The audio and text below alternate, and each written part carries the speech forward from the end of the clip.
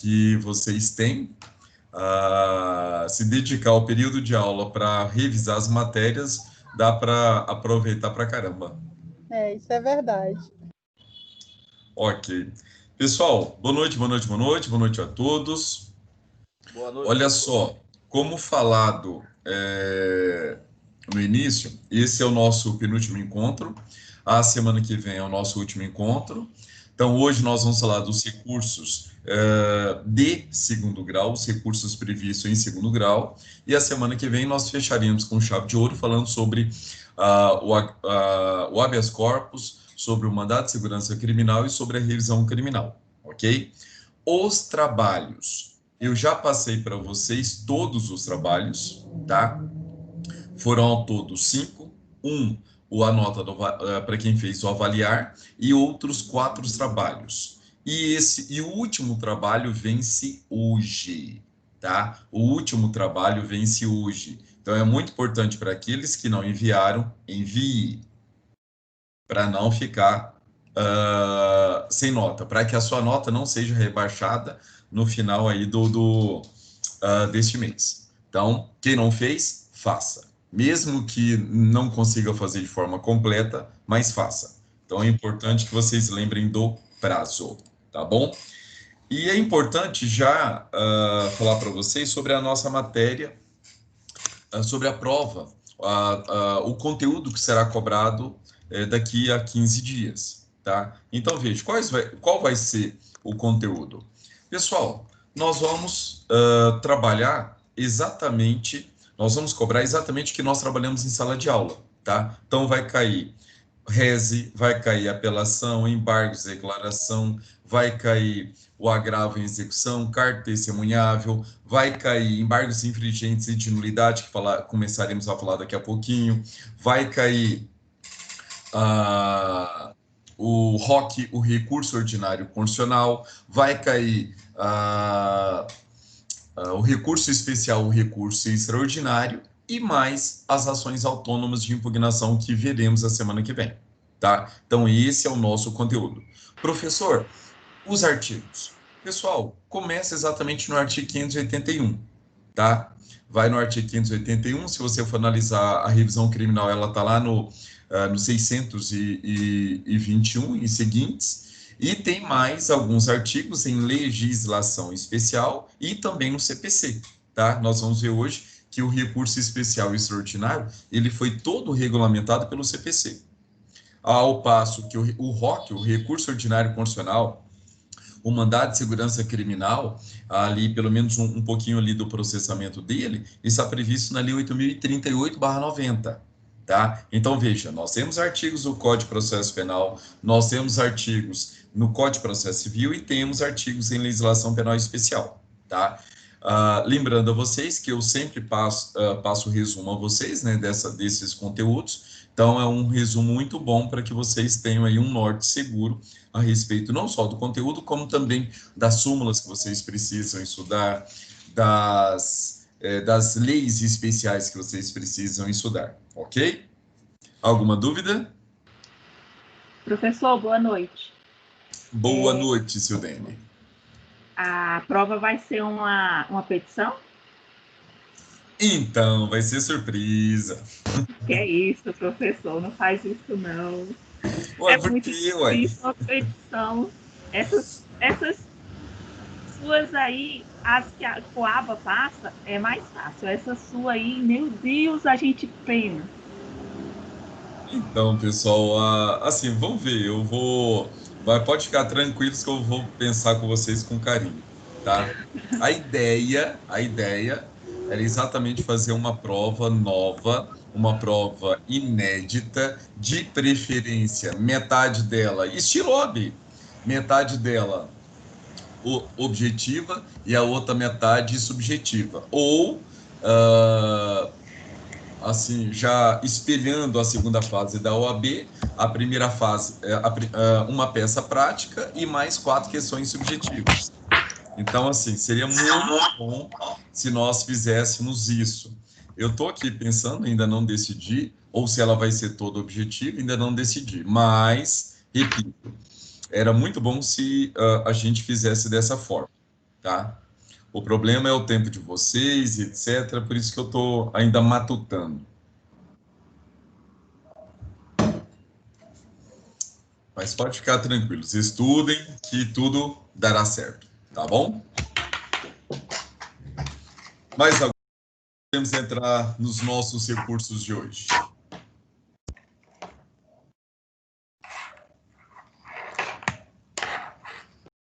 Não, não? Então, beleza, então vamos lá. Pessoal, então vejam. O que nós vimos até agora, tá? Nós começamos com o RESE, com recurso sentido estrito, tá? Artigo 581 e seguintes. Nós falamos depois na apelação 593 e seguintes. Depois, na aula passada, nós falamos sobre os embargos de declaração, que está lá no 382 e no 619 do CPP. Falamos sobre a carta testemunhal no 639 do CPP, todos esses recursos, e falamos sobre agravo em execução, que está no artigo 197 da LEP, da Lei de Execução Penal, mais as súmulas 699 e 700 do STF. Pois bem, todos esses que falamos até agora foram recursos de primeiro grau, foram recursos em que nós recorremos de quê? Das decisões de juízes monocráticos, do juízo, tá? Então, veja, trabalhamos com todos esses recursos, tá? Agora, no dia de hoje, como combinado, nós vamos trabalhar exatamente o quê? Olhando o princípio do duplo grau de jurisdição, nós vamos analisar exatamente quais são os recursos possíveis, tá? Ali nos tribunais de justiça, ok? Hoje também falar sobre os recursos possíveis em matéria penal para o STJ, para o STF, ok? Então, nós vamos finalizar os recursos na data de hoje. E na semana que vem, nós iremos falar sobre as ações autônomas de impugnação, certinho?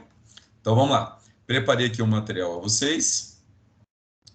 Só deixa eu colocar aqui, só um momento.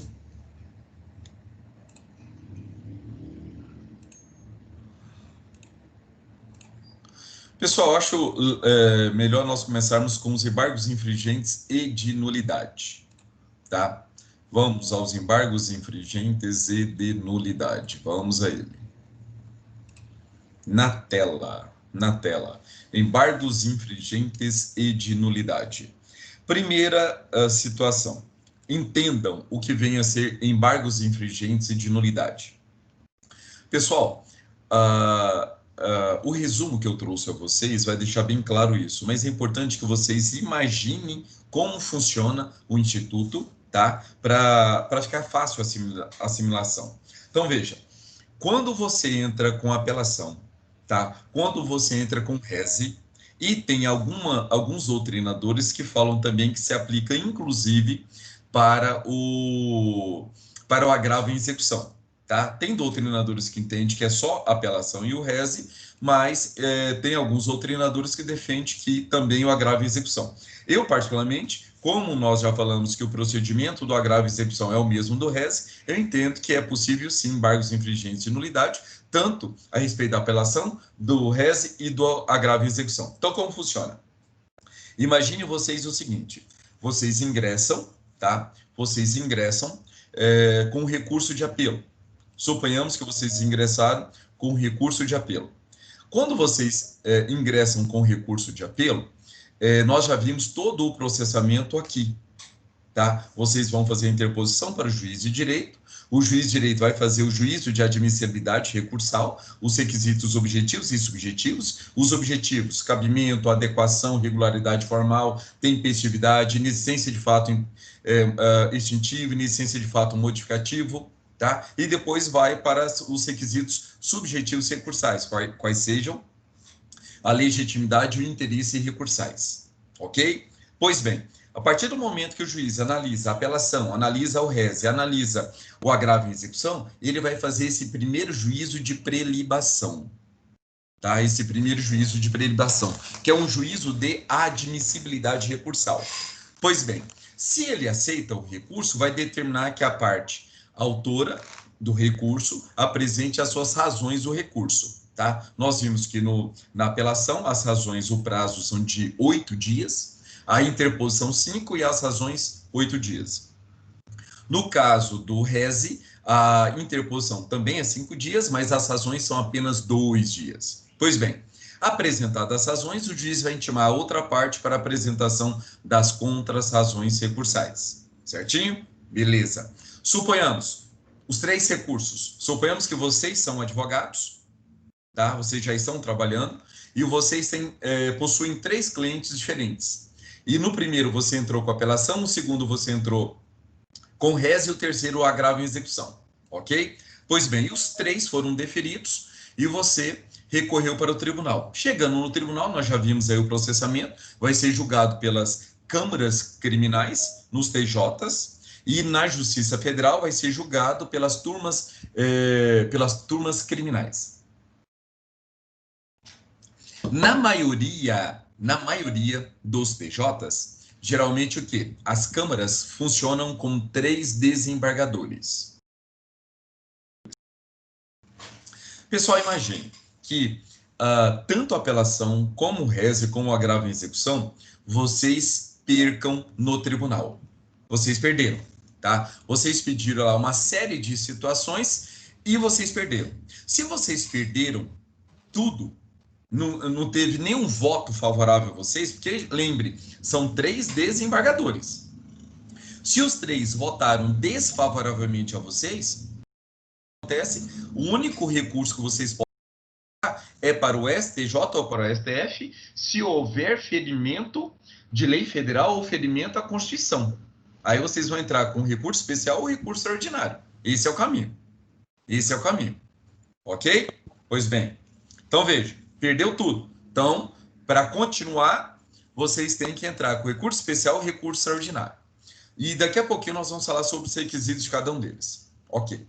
Mas suponhamos o seguinte, que vocês pediram várias situações, só que de vários pedidos, vocês, 1 ou 2 pedidos foram aceitos por um dos desembargadores. Por quê, pessoal? Se 2 desembargadores aceitam um pedido de vocês, vocês ganharam. Vocês não perderam, não tem sucumbência. Então, os embargos infringentes e de nulidade, primeiro detalhe importantíssimo, ele é um recurso próprio da defesa, tá? Ou seja, é um recurso pró-acusado. É um recurso pró-acusado. Embargos infringentes e de nulidade. Somente a defesa pode interpor recurso de embargos infringentes de nulidade? Sim, essa é a regra, tá? É um recurso só para o acusado. Detalhe, o Ministério Público pode ingressar com esses embargos de nulidades, infringentes e de nulidades?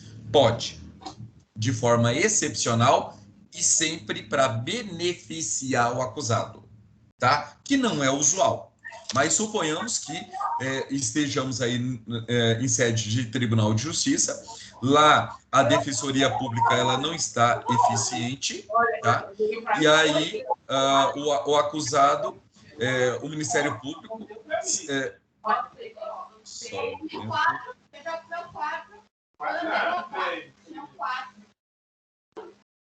Aqui. Imaginemos que a Procuradoria queira ingressar com os embargos infringentes e nulidades em favor do acusado. Isso é possível? É possível, tá? Isso é possível. É difícil acontecer, mas é possível? É possível sempre, lembrando, é um recurso próprio da defesa.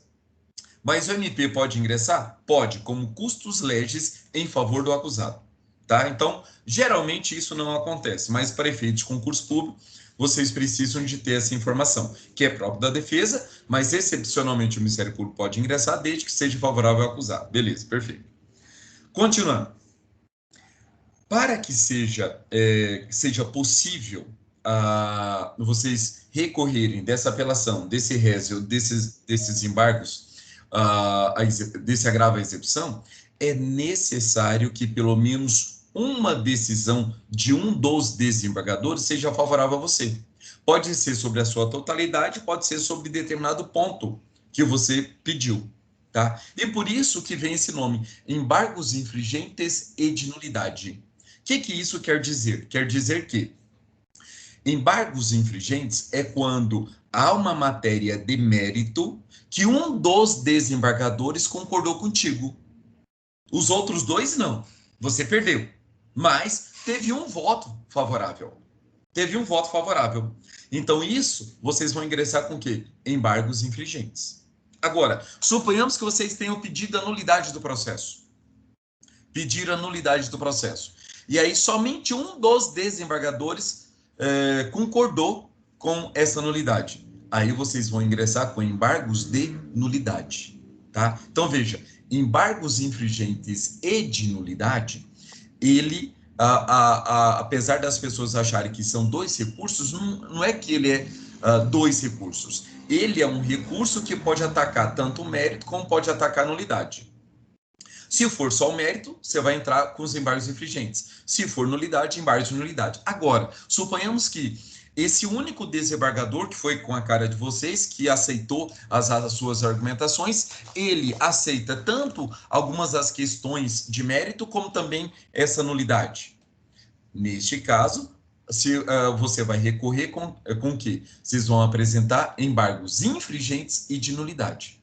Detalhe: essa é a peça mais fácil quando é cobrada na OAB.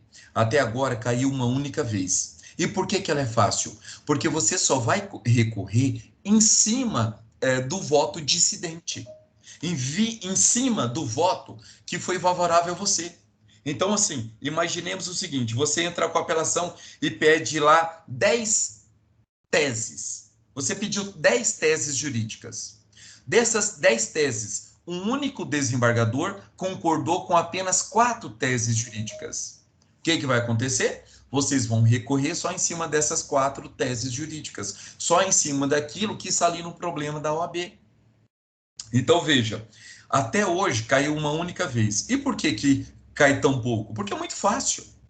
É muito fácil. O aluno, sabendo que se trata de embargos infringentes e de nulidade, ele simplesmente fazer ali a apresentação, tá, do recurso e saber o prazo do recurso, tá, e colocar, fundamentar as suas teses em cima do voto dissidente. Em cima do voto dissidente. Ok? Então, assim, a grosso modo, tá? Esse é o recurso de embargos infringentes e de nulidade, ok? Entenderam? Porque agora eu vou para o meu material. Mas vocês entenderam até agora? Entenderam como ele funciona? Qual é o prazo para esse recurso, professor? Nós vamos entrar agora. Eu vou detalhar. Até agora, tá tranquilo? Tem alguém que tem dúvida? Professor, tranquilo. Mas deixa eu lhe falar aqui só uma perguntinha. Na fundamentação, veja bem, eu vou fazer uma apelação junto ao STJ. Como? No caso de uma apelação, no caso, perdi 2 votos aí. Eu perdi meus recursos, o RES, tudo bem. Aí, na fundamentação, eu posso citar lá na fundamentação todas as súmulas vinculantes, as decisões, assim, já... Seu Francisco, olha só. Nós estamos falando do embargos infringentes e de nulidade. Certo. Você só pode recorrer da apelação, do RES ou do agravo de execução só em cima do voto do relator que foi favorável a você. Aí, em cima disso, suponhamos, eram 10 teses que vocês pediram e só foram acatadas 4. Nessas 4, você pode trazer todos os artigos de lei, todas as súmulas relacionadas a somente esses 4 itens? Perfeito. Você pode trazer mais argumentações? De jeito nenhum. Pode não. Tá? Só em cima do voto dissidente. Só em cima do voto dissidente. Tranquilo. Tá bom? Tá bom. Então vamos lá, pessoal. Deixa eu colocar no meu organograma para ficar mais fácil para vocês a intelecção. Tá? Então vamos lá. Então veja, embargos infringentes e de nulidade. Tá? Então veja, ele está previsto onde? No artigo 609, parágrafo único do Código de Processo Penal. Ou até melhor, antes de olhar aqui o meu material, vamos ao CPP. Vamos lê-lo. Só um momento.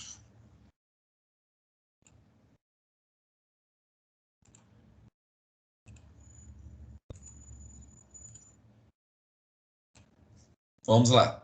Código de Processo Penal, vamos ao artigo 609, que é a fundamentação dos embargos infringentes e de nulidade. Olha só o que reza o artigo 609. Vamos lá.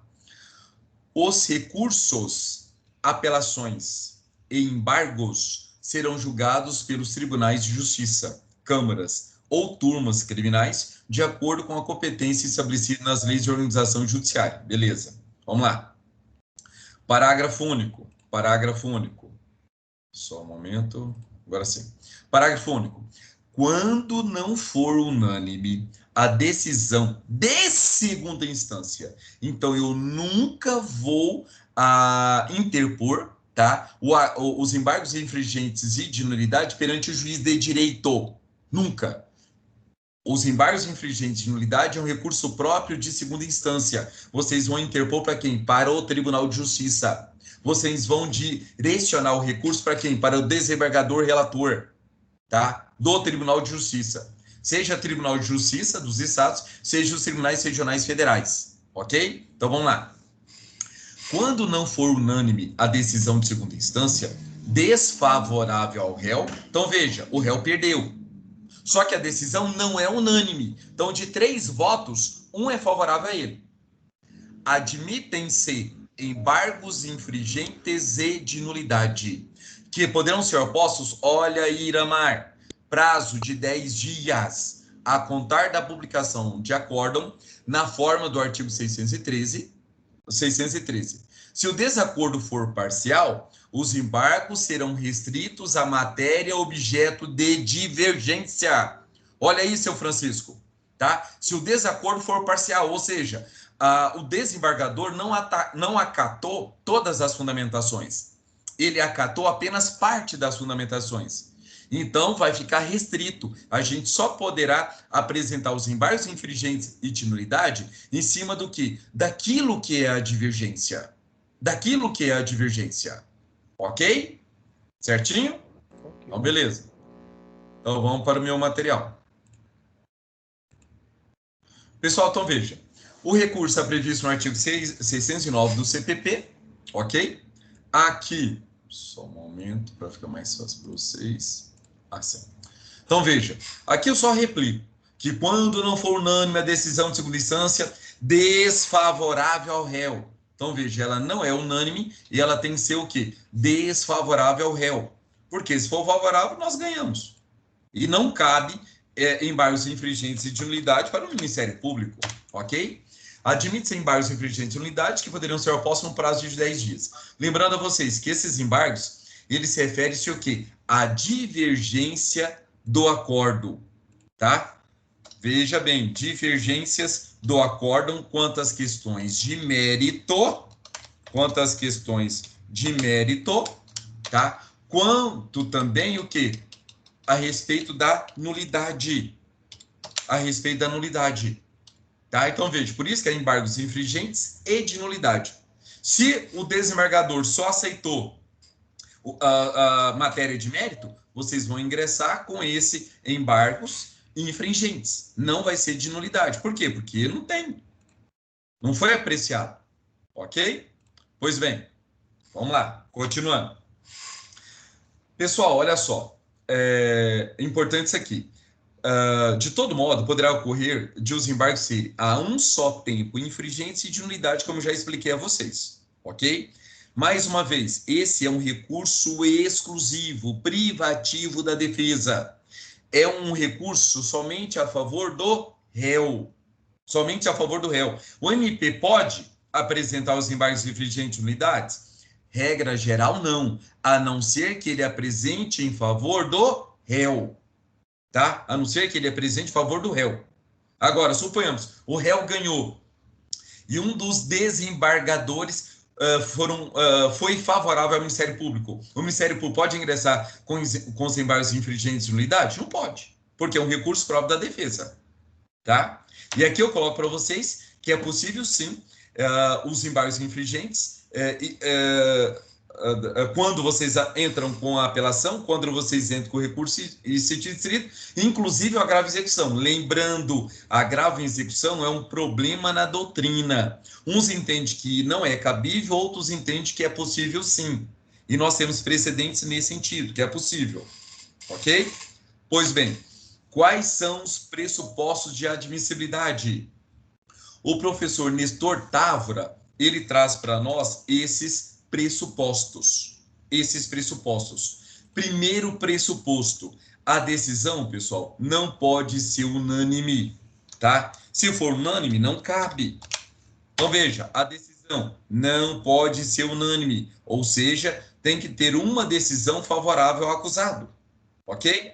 Segundo, a petição dos embargos infringentes de unidade obedecerá à delimitação recursal constante na divergência parcial da votação. Então, isso aqui é muito, mas é muito importante, tá? Então, eu não posso alegar qualquer matéria. Eu só posso alegar o quê? Em cima daquele voto do desembargador que acatou ou a totalidade dos meus pedidos ou a parcialidade dos meus pedidos. Mas eu só posso fazer esses embargos infringentes de nulidade em cima dessa matéria, ok?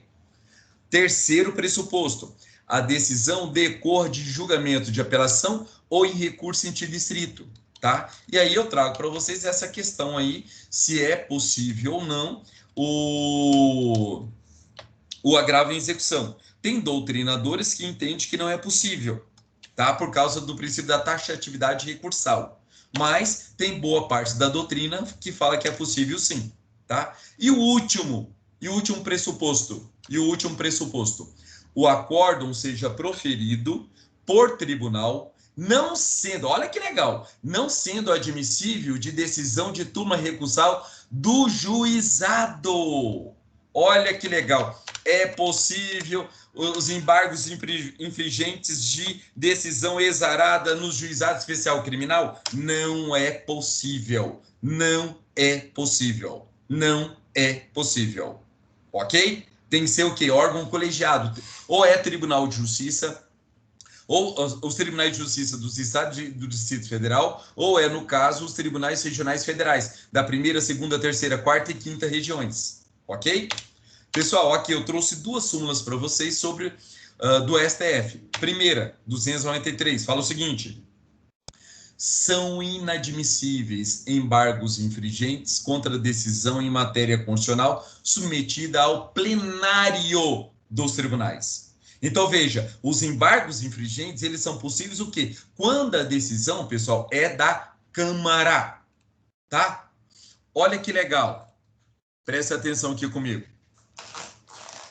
Como funciona o julgamento desses embargos infringentes? Eu falei para vocês que a Câmara do Tribunal é composta por 3 desembargadores. Então, eles vão julgar. Agora, se foi o pleno do tribunal, a reunião de todos os desembargadores, é possível os embargos infringentes de nulidade?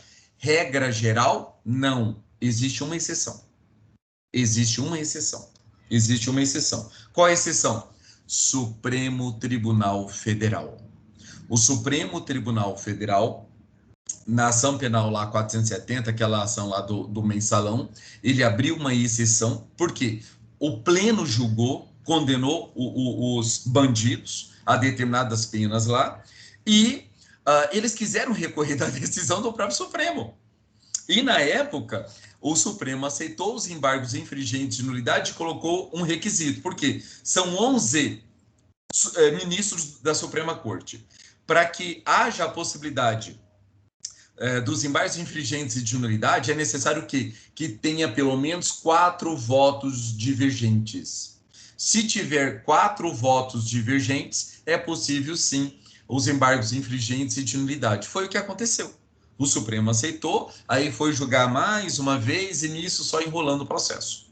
Tá bom? Então tem essa exceção, em que o pleno julgou, o pleno do Supremo Tribunal Federal, mas mesmo assim foi possível, contrariando essa súmula que nós acabamos de ler, tá? Contrariando essa súmula que nós acabamos de ler, que são inadmissíveis embargos infringentes contra a decisão em matéria constitucional submetida ao plenário dos tribunais.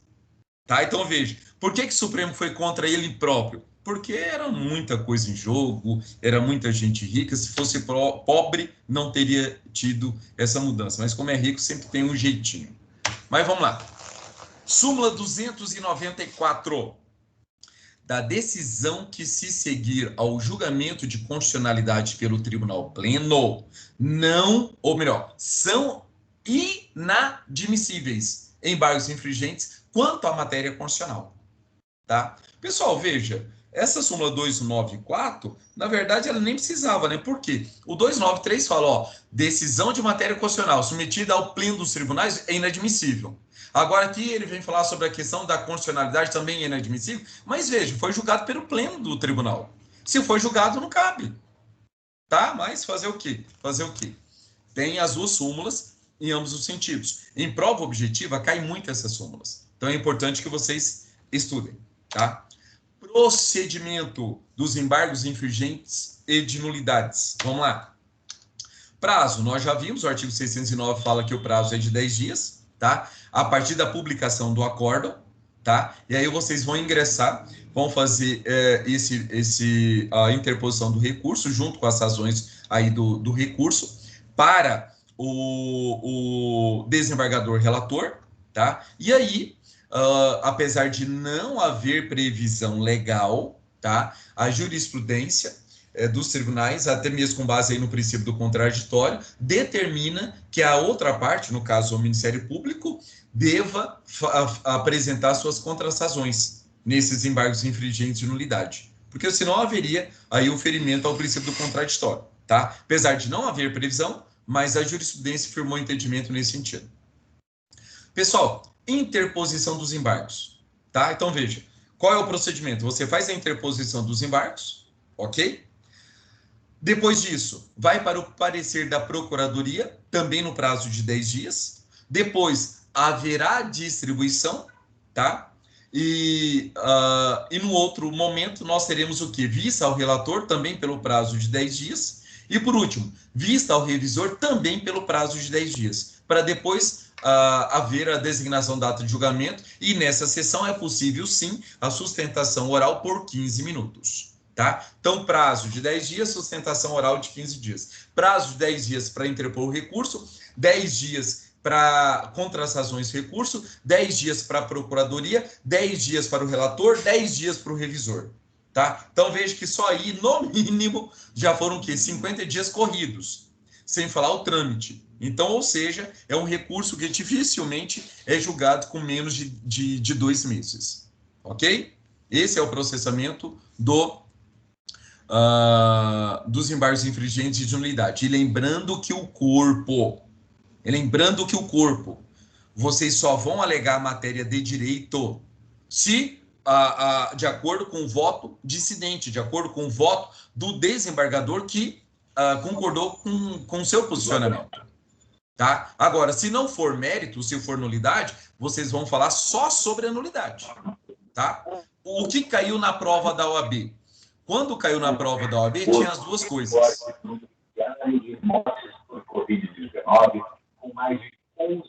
que caiu na prova da OAB, pessoal, tinha as duas coisas. Tinha tanto matéria de mérito, como também tinha nulidades preliminares, que deveriam ser arguidas. Tá bom?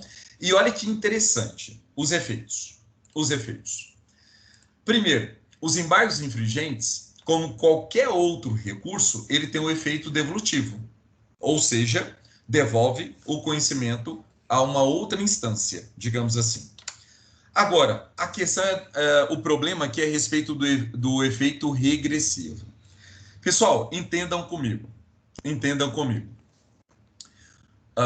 O efeito regressivo, diferido, iterativo, também chamado de juízo de retratação, existem alguns doutrinadores que defendem que existe esse efeito, sim, nos embargos infringentes de nulidade, tá? Por que eles defendem isso? Porque, assim, a Câmara é formada por três desembargadores. Se você apresenta os embargos infringentes de nulidade, aí o recurso de vocês vai ser julgado por uma turma, não vai ser julgado pelo pleno. Vai ser julgado por uma turma. E a turma são compostas por 5 desembargadores. E detalhe, dentro desses 5 desembargadores, os 3 que inicialmente votaram vão votar novamente. E um outro detalhe, desses 3, vocês perderam. Só 2, só 1 que foi favorável a vocês. Nesse novo julgamento, pode haver a inversão. Todos esses 3 podem votar favoravelmente ao seu recurso. Tá? Então, por isso que alguns doutrinadores entendem que tem esse efeito. Tá? Esse efeito regressivo, iterativo, diferido, juízo de retratação. Tá? Agora, outros doutrinadores entendem que não existe esse efeito no recurso de embargos infringentes e de nulidade. Por quê? Porque quando você tem um juízo de retratação, ele é levado para o magistrado e o magistrado, antes de fazer qualquer julgamento, ele vai se retratar, ele vai se desdizer-se, ele vai voltar atrás. E aí essa corrente defende o seguinte, olha, na verdade não é esse efeito de regresso, esse juízo de retratação, na verdade é um novo julgamento. Vai ser feito um novo julgamento. Então, nesse novo julgamento, diante do conjunto probatório, diante ali das argumentações, esses outros desembargadores podem mudar de opinião. Tá? Então, veja que há essa briga aí na doutrina, uns entendem que existe esse efeito, outros entendem que não, mas a maioria no sentido que existe esse efeito regressivo sim, porque eles podem mudar o seu voto, tá bom? Agora, sobre o efeito suspensivo, tá? Também existe divergência na doutrina, tá? Também existe divergência. Mas é bem simples. A maioria da doutrina que entende que existe sim o efeito suspensivo, ela batia naquela tecla até o ano de 2019, no sentido que havia a execução da pena, a execução provisória da pena, quando havia a confirmação da condenação pelo Tribunal de Justiça, por um órgão colegiado. Tá? Então, veja, os doutrinadores, eles defendiam que, com base, por causa dessa situação, era possível ter o efeito suspensivo aos embargos infringentes para que a pessoa não fosse para a cadeia, para que a pessoa já não cumprisse, já começasse a cumprir a pena. Tá? Agora veja, como o Supremo mudou e depois veio o pacote anticrime que reforçou que hoje essas decisões dos tribunais não têm esse tipo de força, tá? Então acabou essa discussão, no sentido de ter efeito suspensivo aos embargos infringentes e de nulidade. Tá? Por quê? Porque a pessoa em regra, só vai poder executar a pena depois do trânsito em julgado. Só depois do trânsito em julgado. Tá? Então, em regra geral, o efeito suspensivo não tem nos embargos infringentes e de nulidade. Tá bom? Pergunto a vocês, há alguma dúvida?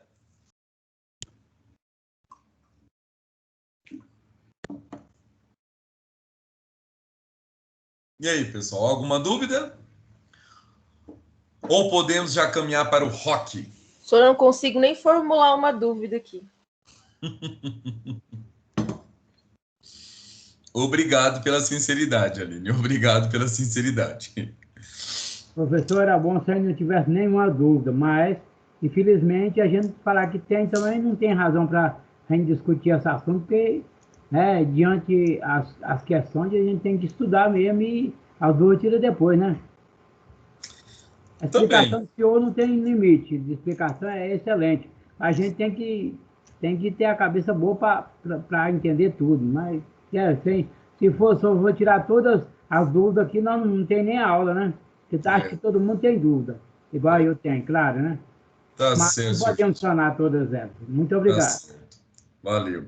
Pessoal, olha só, por isso que eu venho falando para vocês sobre o nosso cronograma de aulas. Para quê? Para que vocês pudessem se antecipar e estudar o conteúdo. Por quê? É muita informação, e se vocês não estudarem antes, muitas das vezes vocês vão se sentir perdidos.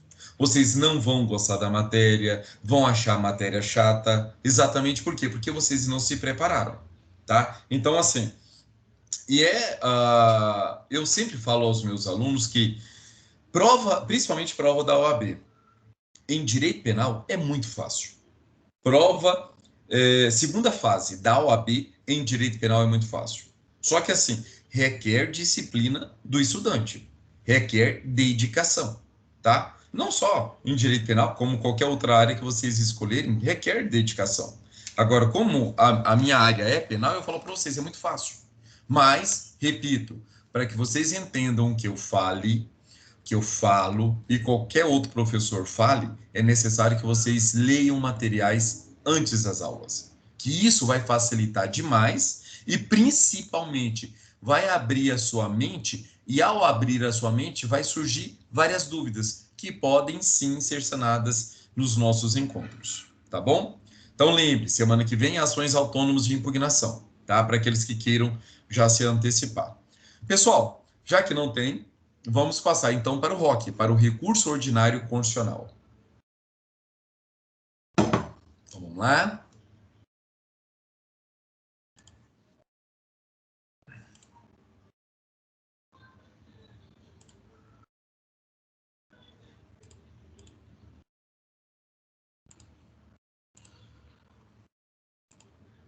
Pessoal, recurso ordinário constitucional, tá? O famoso ROC, ok? Então, veja, uma informação muito importante que eu já tenho que passar para vocês já de cara, que no ROC, no recurso ordinário constitucional, não se exige pré-questionamento, tá? Não se exige o pré-questionamento, que nós vamos aprofundar lá no recurso especial e principalmente no recurso extraordinário, tá? Então, veja, não exige o pré-questionamento, tá? Então, veja, no recurso ordinário constitucional, nesse tipo de recurso, quando a gente apresenta, nós devolvemos, princípio aí do devolutivo, nós devolvemos para a instância superior o que? O conhecimento, não só da matéria de direito, como também da matéria de fato. Olha que interessante, o recurso ordinário constitucional devolve para a instância superior o que? O conhecimento, não só da matéria de direito, mas também a matéria de fato. Coisa que não acontece no recurso especial e no recurso extraordinário. Tá? Não acontece, tá? Então, veja, o professor Roberto Avena, ele nos ensina que o recurso ordinário constitucional guarda simetria com a apelação, sendo, porém, ao contrário desta, julgado por tribunal superior. Olha que legal, pessoal. Então, veja, o ROC é como se fosse apelação, só que não vai ser julgada pelos tribunais de justiça ou os tribunais regionais federais. O ROC será julgado ou pelo STJ ou pelo STF. Ou está no 102 ou está no 105. Tá? Veja, o ROC, o recurso ordinário constitucional, ele é uma via de mão dupla. Eu posso utilizar esse recurso tanto em matéria penal, como posso utilizar esse recurso em matéria civil. Tá?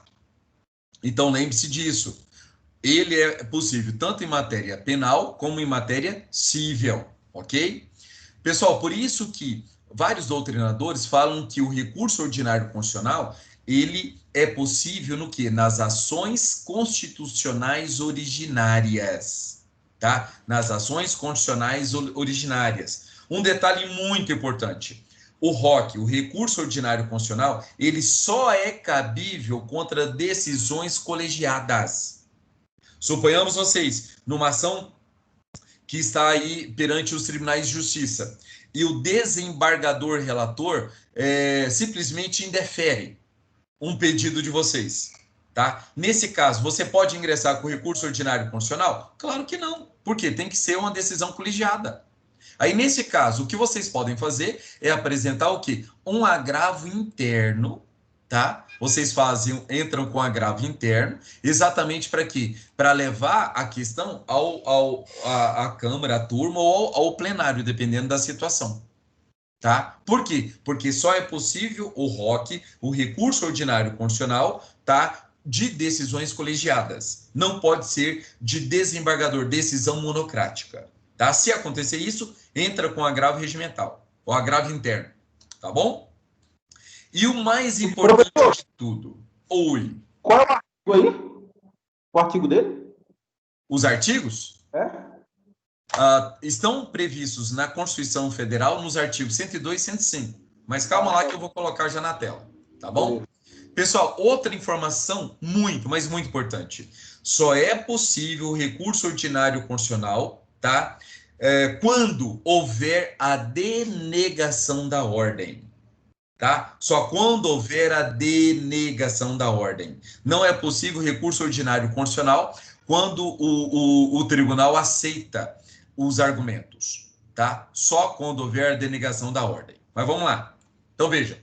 Recurso ordinário constitucional perante o Supremo Tribunal Federal. Pessoal, primeiro, cabimento, artigo 102, tá? Inciso 2 da Constituição. Deixa eu levar vocês para a Constituição Federal, até mesmo para a gente analisar isso, que eu acho importante. Só um momento.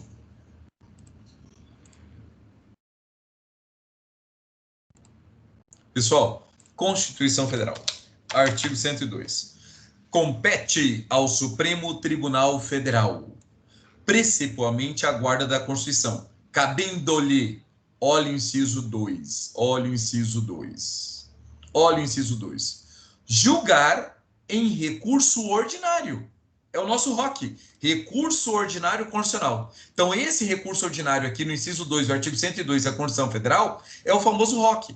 Tá? Quando que o ROC é possível? Eu falei a vocês, é um recurso de mão dupla. Eu posso utilizá-lo tanto na esfera civil como na esfera penal. Na esfera, olha só, eu posso usar o ROC quando, nas ações, veja bem, quando houver decisão denegatória, tá? No habeas corpus, no mandado de segurança, seja ele civil, seja ele criminal, tá? No habeas data, matéria constitucional, no mandado de injunção, tudo matéria constitucional. Então, veja que nós estamos falando do Supremo Tribunal Federal. Decididos em única instância. O que isso quer dizer? A ação deve ser originária dos tribunais. A ação deve ser originária. Tá? Só é possível ROC no caso de habeas corpus. Tá? Vamos tirar aí as outras ações de natureza civil e de natureza constitucional. Vamos trabalhar só com a matéria penal. O habeas corpus. Pessoal, o habeas corpus só é possível nesse caso se ele foi decidido em única instância pelo STJ. Pelo STJ. Tá? Então, se a pessoa apresentou um habeas corpus original perante o Superior Tribunal de Justiça e foi denegatória a ordem, e lembre-se que a ordem ela tem que ser de órgão colegiado. Órgão colegiado. Não pode ser de juiz monocrático. Acontece muito isso no STJ. Tá? O ministro relator já indefere de pronto. Eu posso ingressar com recurso ordinário? Não posso. É só de órgão colegiado. Tá? Então, nesse caso, vou ter que entrar com agravo interno, agravo regimental e levar isso para o pleno do STJ. Aí o pleno do STJ indefere o HC. Aí, beleza. Aí eu posso levar isso para onde? Para o Supremo Tribunal Federal. Ok? Outra situação, pessoal. Crime político. Crime político. Pessoal, o que é crime político? Onde eu encontro os crimes políticos? Onde? E aí, onde eu encontro os crimes políticos? Pode falar, Valmir. Professor, se for uma decisão monocrática de um ministro, é possível ou não? Oi? Quando for uma decisão monocrática de um ministro, o órgão é colegiado, né? Mas só fala, é um ministro ou só quando for... Tem que ser decisão de órgão colegiado. Ou tem que ser das turmas do STJ, ou tem que ser do pleno do STJ. Se for decisão de ministro monocrático, não pode apresentar o ROC. Não pode. Tá bom. Tá? Essa era a dúvida. Tá bom? Pessoal, crimes políticos. Onde eu encontro a previsão dos crimes políticos? É no Código Penal? É na parte especial? Onde eu encontro essa definição de crimes políticos?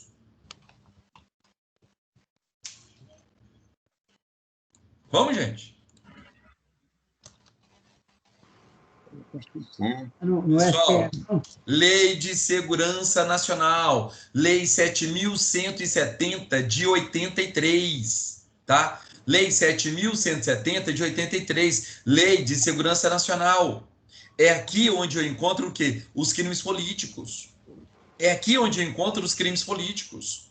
Tá? Então, veja, todos os crimes ali previstos na Lei 7.210 são considerados o quê? Crimes políticos. Então, veja que, pela Constituição Federal, o artigo 102, a linha B, fala que cabe ao Supremo Tribunal Federal julgar em recurso ordinário o crime político. Pessoal, e aí nós já temos um pequeno problema. Qual o problema? O crime político, a Lei de Segurança Nacional, há tempos atrás, era assim. A pessoa cometia um crime previsto ali na Lei de Segurança Nacional, considerado crime político, e aí esse crime era julgado por quem? Pela Justiça Militar da União. Era julgado pela Justiça Castrense da União. Tá? Tanto é que crime contra o presidente da República, no caso aí do Jair Bolsonaro, há tempos atrás, entendia-se que deveria ser julgado pela Justiça Castrense, Justiça Militar da União. Tá? Só que, veja, esse entendimento mudou. E hoje entende o seguinte, que isso não é mais a competência militar da União, e principalmente ali por causa do artigo 109 ali da Constituição, tá? E isso é competência de quem? Do juiz de direito federal.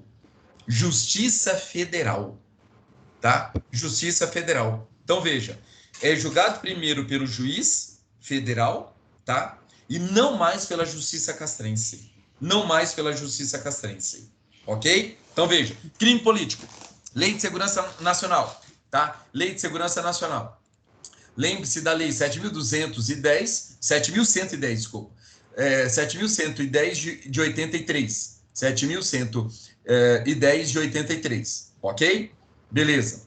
Detalhe. Esse crime é julgado pelo juiz federal. Agora, tem doutrinador que fala o seguinte, olha, o Supremo Tribunal Federal, ele vai fazer o julgamento, no caso aí desse ROC, não como segundo grau, tá? Como órgão de apelação. Ele vai julgar isso como terceiro grau. Por quê? Para uma parte da doutrina entende que esse juiz, que essa mudança, tá? No texto da Constituição, e essa mudança prevista aí no artigo 102, ela não retira o quê? A competência dos tribunais regionais federais de apreciar um recurso de apelo. Então, para essa corrente doutrinária, nos crimes políticos, deveria apresentar o recurso de apelo para os tribunais regionais federais e depois o ROC para o Supremo Tribunal Federal. Pessoal, entendimento minorante, porque o próprio Supremo Tribunal Federal, ele já decidiu, falou o seguinte, olha, necas pitibiribas, eu, Supremo, analiso o ROC como órgão de segundo grau. Juiz federal deu uma decisão no crime político, se a pessoa quiser recorrer, não é o recurso de apelação, é o ROC, recurso ordinário constitucional, tá? E, pessoal, direto para o Supremo Tribunal Federal. Tá? Nesse caso, olha que interessante, o Supremo Tribunal Federal vai analisar não só a matéria de direito, como também a matéria de fato. Tá? O Supremo vai julgar esse caso como órgão de segunda instância.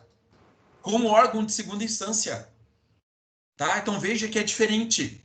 E temos decisões do Supremo Tribunal Federal nesse sentido, a respeito do ROC, a respeito do crime político. Tá? Então veja, o ROC para nós, o recurso ordinário constitucional, nós vamos trabalhar só com esses dois viés, com o habeas corpus, que nós vamos tratar semana que vem, e com o crime político no de hoje. Tá? Porque o quê? Matéria criminal. Tá bom? Pois bem, vamos avançar. Então, veja, voltando aqui para o meu organograma.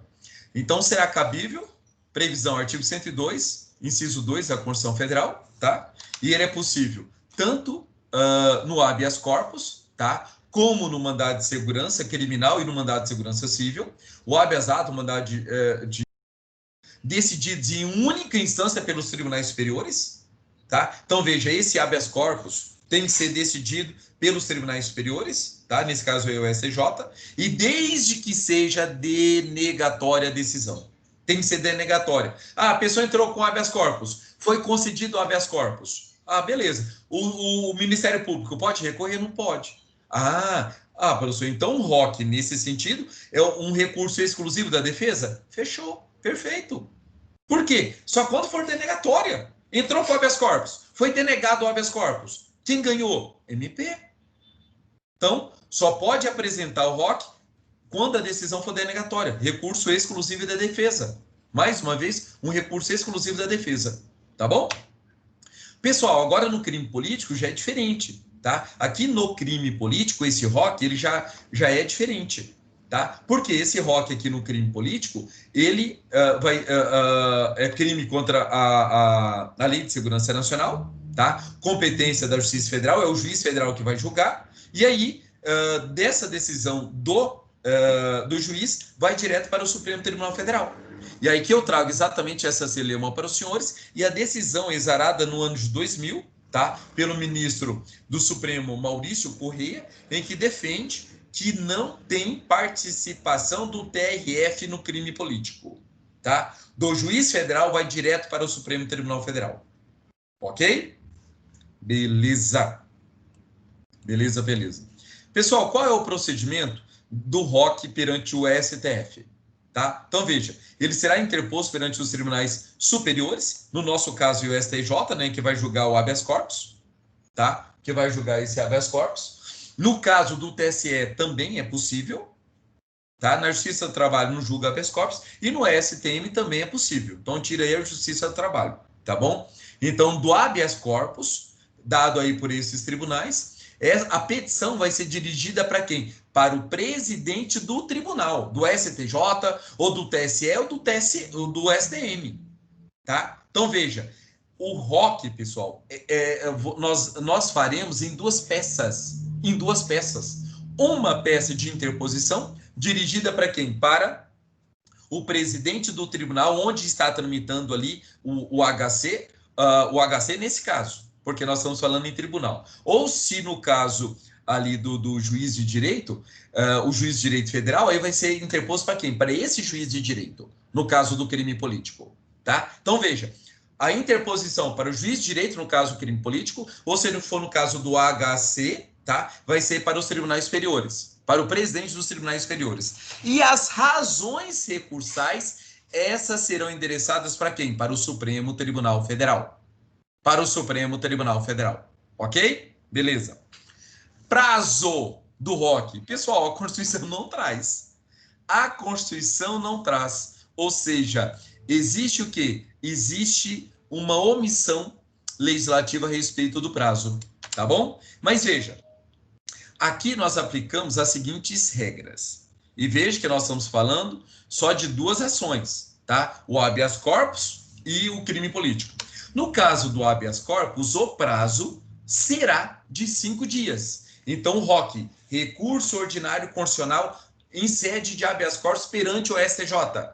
Prazo, 5 dias. Está na súmula 319 do STF. Tá? Está na súmula 319 do STF e também está no RISTEF, no Regimento Interno do Supremo Tribunal Federal, no artigo 310. Tá? Então, habeas corpus, ROC, recurso ordinário constitucional de decisão denegatória de habeas corpus para o Supremo Tribunal Federal, dada pelo STJ. Prazo 5 dias. Fundamentos legais, súmula 319 do STF e 310 e artigo 310 do RISTEF, Regimento Interno do Supremo Tribunal Federal. Crime político é diferente, Jesus. Crime político é diferente. Pessoal, olha só. Crime político, prazo será de 3 dias, tá? Artigo 307 do RISTEF. 307 do RISTEF, tá? Prazo de 3 dias. Então, lembre, se eu vou apresentar um ROC de decisão denegatória de habeas corpus perante o STJ, o prazo é de 5 dias, fundamentos legais, 319, súmula 319 do STF e artigo 310 do RISTEF. Agora,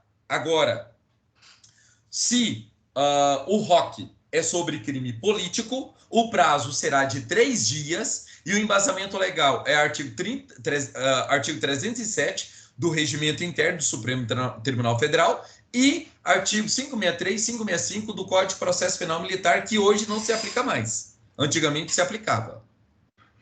Tá? Então, veja, hoje tem essas anomalias aqui para os senhores, mas essas dores de cabeça, tá? É o mesmo recurso, mas se for habeas corpus, 5 dias. Se for crime político, 3 dias. Se for habeas corpus, direcionamento para o presidente do Superior Tribunal de Justiça, do Superior Tribunal Eleitoral, do STM, do Superior Tribunal Militar, tá? E as razões de recurso para o Supremo Tribunal Federal. Se for crime político, eu vou fazer a interposição do recurso perante o juiz de direito e as razões recursais, juiz de direito federal, tá? Seção federal, e as razões direcionadas para quem? Direcionadas para o Supremo Tribunal Federal. Ok? Efeitos do ROC perante o Supremo Tribunal Federal. Pessoal, terá efeito meramente devolutivo. Não tem efeito, não existe previsão do efeito suspensivo, tá? Não existe previsão do efeito suspensivo. Ok? Tranquilos? Alguma dúvida? Eu posso falar sobre o ROC agora perante o STJ?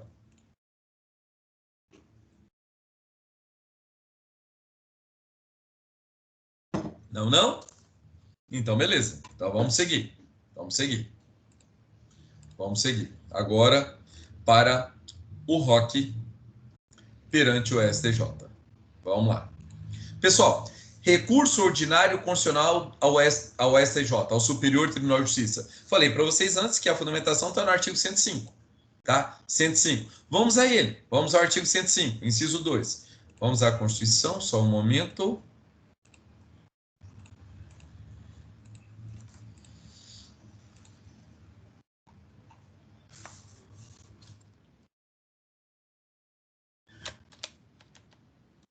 Sim.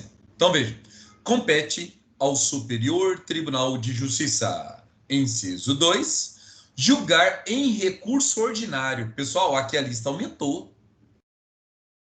Olha que aqui a lista aumentou. Julgar em recurso ordinário, ou seja, é o ROC, é o recurso ordinário constitucional. Então, veja. Letra A.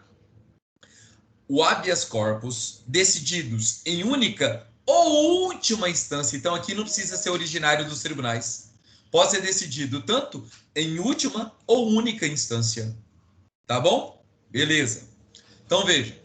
O habeas corpus, decididos em única ou última instância pelos tribunais regionais federais ou pelos tribunais dos estados, também do Distrito Federal e territórios, quando a decisão for denegatória. Então, quando se fala em habeas corpus, ele é exclusivo da defesa. Recurso ordinário constitucional é exclusivo da defesa.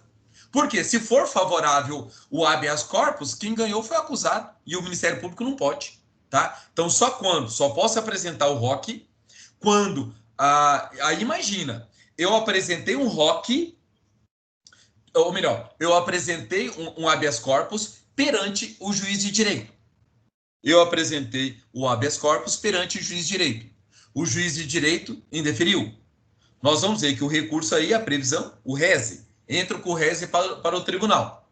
Beleza? Beleza. Mas eu posso ingressar com um novo HC perante o tribunal? Também posso. Tá?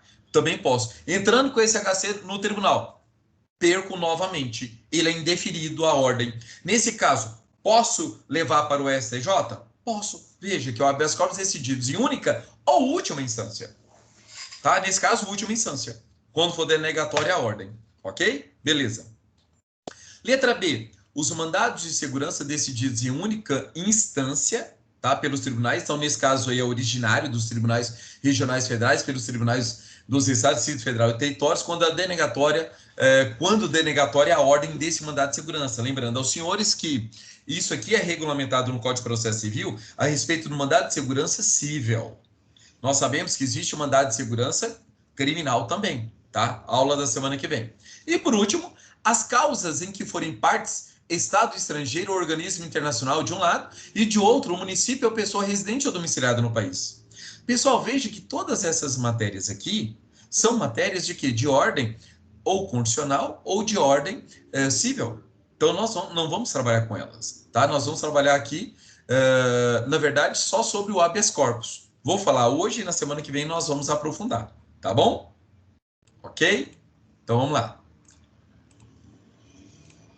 Então, veja, cabimento do recurso ordinário constitucional ao STJ, está no artigo 105, inciso 2 da Constituição Federal, e aqui essas alternativas que eu acabei de passar para vocês, tá bom? Procedimento desse ROC.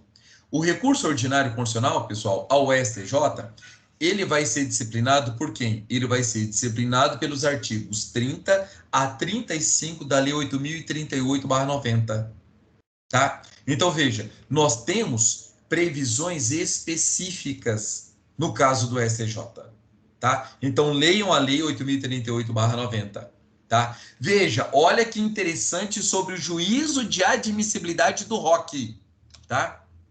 Aqui que eu coloquei juízo de admissibilidade. Opa. Pessoal, esse juízo de admissibilidade do ROC aqui, ele é feito só perante o quê? Perante o só o STJ faz. Só o STJ vai fazer o juízo de admissibilidade desse ROC, tá? A instância inferior não pode fazer o juízo de admissibilidade, tá? Esse é um detalhe interessante. Prazo, olha que interessante, pessoal. Se for o HC, o prazo é de 5 dias, tá? Tá lá no artigo 30 da Lei 8.038/90, tá? Veja bem, tá lá no artigo 30 da Lei 8.038/90 que o prazo é o quê? De 5 dias. No artigo 33, quando ele fala de ordem denegatória ali de mandado de segurança, o prazo é de 15 dias. Então, o HC 5 dias e o mandado de segurança 15 dias. Pessoal, só que tudo isso caiu por terra com o novo CPC. Porque o novo CPC, ele igualou os prazos para o recurso ordinário constitucional. Tá? Então, parágrafo 2º do artigo 128, 128 não, é 1028, pessoal, não é 128 não, é 1028. Então, o parágrafo 2º do artigo 1028 do novo Código de Processo Civil, ele igualou esses prazos. Então, o prazo, tanto para o HC, essa decisão denegatória, tá? Como para mandado de segurança, o prazo é o mesmo. O prazo agora é de 15 dias. O prazo é de 15 dias, tá bom? E aqui os efeitos, igualmente o ROC dirigido ao STF, ele terá o efeito simplesmente o quê? Devolutivo. Não tem efeito regressivo e muito menos tem um efeito suspensivo. Não tem nenhum desses efeitos, ok? Tranquilos, tranquilos, tranquilos? Certinho? Pessoal, veja. Com isso... Fala, Vantuír. Não, pode seguir aí, nada não. Então beleza. Com isso, pessoal, nós fechamos 2 recursos, tá? Todos esses recursos a serem apresentados aí perante os tribunais, né?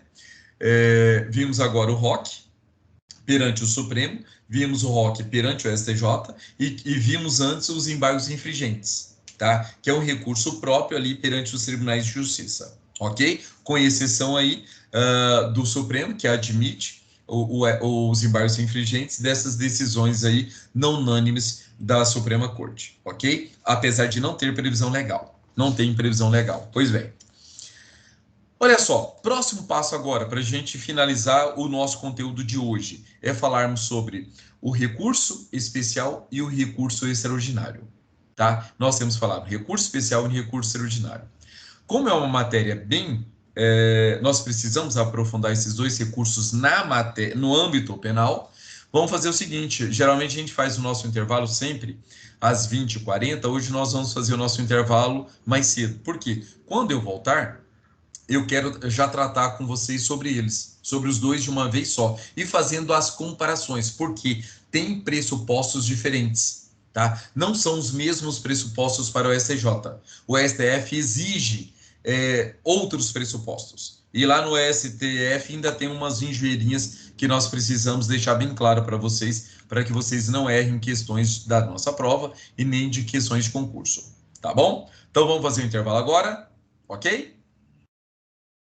Daqui 20 minutinhos a gente volta.